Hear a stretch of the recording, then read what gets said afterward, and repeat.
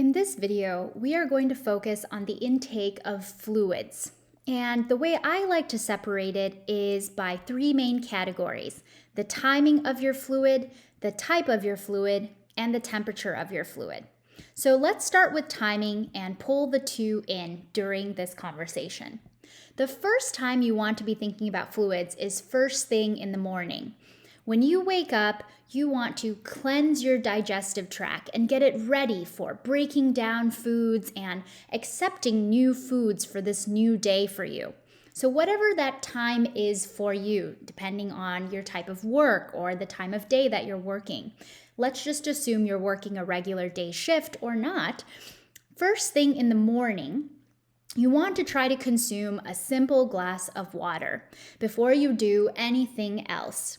This really helps to cleanse the digestive tract and get your body ready for a new day of consumption. The other good thing is that fluid, just being super fast, will go straight through into the colon and help you move things along from a bowel movement standpoint, for example. These are all extremely important and simple, effective ways to try to get your body cleansed and ready for the new day. In this morning time, if it's possible and if your digestive tract is able to handle it, a thing that you could do is add just a little bit of something acidic. That would be a lime or a lemon splash, or maybe even something like a tiny bit of apple cider vinegar. This is extremely important. Do not make this drink a lemonade with some water. We are looking for the exact opposite. We want water with a splash of something acidic. This actually will really help to activate your metabolism in the morning. And for example, get your thyroid revved up and get it ready to really digest the foods that you're going to be bringing in and keep you activated and energized. Again, same disclaimer as I mentioned a second ago, make sure that it's a splash. We really want to focus on the water intake at this time in the morning. I also wanted to give the disclaimer that if you're planning to or need to take medications in the morning, try to just take that with an empty glass of water rather than adding any splash to it. We want to allow those medications to work correctly. The next time we really want to be thinking about fluids then is around the meal time. Based off of our conversations, which I hope you've seen these other videos by now, is that our food is full of nutrients and our body needs time. And if we don't give it time, then we are not going to be digesting as efficiently to be able to take all of those nutrients in. Thus, the two really helpful things you can do. Number one, fluids, because they will help you expand those pressure receptors and induce things like satiety. When you sit down to eat or within the 30 minutes before eating, have a nice glass of water. Again, this will help you cleanse the system, get your digestive tract ready to digest, but also help you make sure that your pressure receptors are quite activated and engaged so that you can send that signal of fullness when it is appropriate. But once you sit down with your meal, really try to limit the amount of fluids that you're going to be taking in throughout the meal until 30 minutes after. This is really so that you can focus on things like mastication or chewing your food, things like getting it to the right place and getting that fiber to send that signal from the liver to tell the brain that, I am full, I need time to digest those nutrients. Too much fluids in the middle of your meal can actually really inhibit these signals in the long run. So again, while you're eating until about 30 minutes after, really try to cut down how much fluids. Again, here's a simple disclaimer. If you need to clear your throat or cleanse your palate, it is of course okay to have some fluids. I'm talking about taking in a full 2 to 3 glasses, not something like sips of fluid. Another thing that I want to incorporate in here is going to be the importance of the type of fluid. So for example, if it's just that glass of water, you'll be having it before the meal now. But let's say you're having something like soup for your meal or something that is very liquid base. Here also, I would suggest try to have it earlier in the meal if that's possible, just so that when it comes down to eating and chewing, you really give your body that time. Now, the last category we want to talk about then is nighttime. With nighttime, you really want to understand the sleep mechanisms, which is a whole different playlist, as you know. But when it comes to associating that with fluids, we really want to be thinking about blood pressure. At nighttime, we want our blood pressure to be closest to normal as possible, as we'll mainly be lying on our back, for example.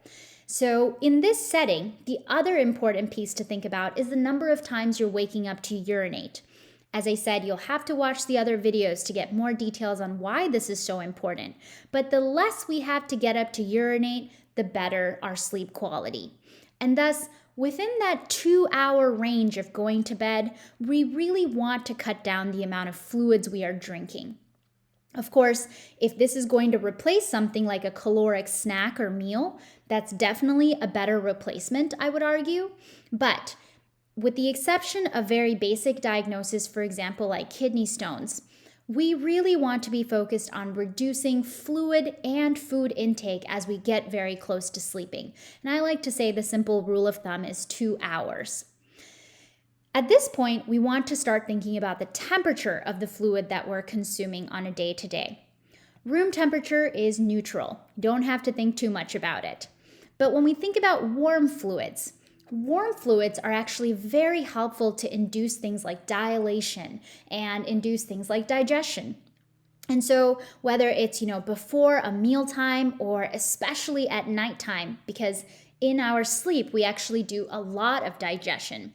We want to be thinking about focusing on either room temperature or more warm temperature fluids.